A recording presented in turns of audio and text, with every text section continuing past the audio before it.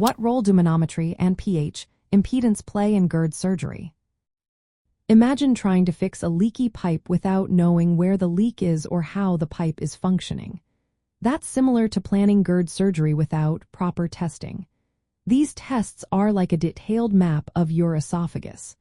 They help doctors see exactly how your esophagus and lower esophageal sphincter are working. Manometry measures the pressure inside your esophagus and how well the muscles contract.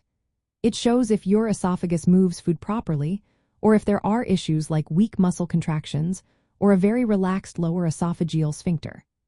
This is important because if your esophagus isn't moving correctly, surgery might need to be adjusted or might not be the best option. It also checks if the muscle around the stomach opening is strong enough to keep acid out.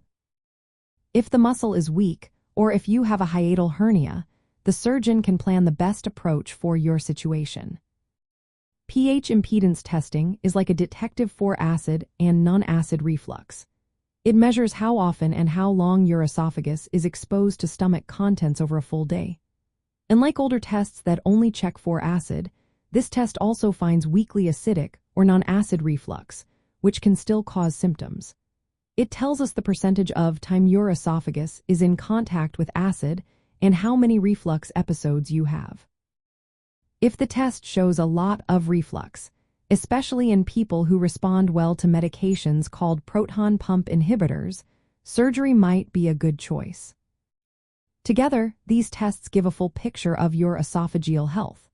Manometry shows if your muscles can handle surgery without causing trouble swallowing afterward. pH impedance confirms how severe your reflux is and whether it's mostly acid or non-acid.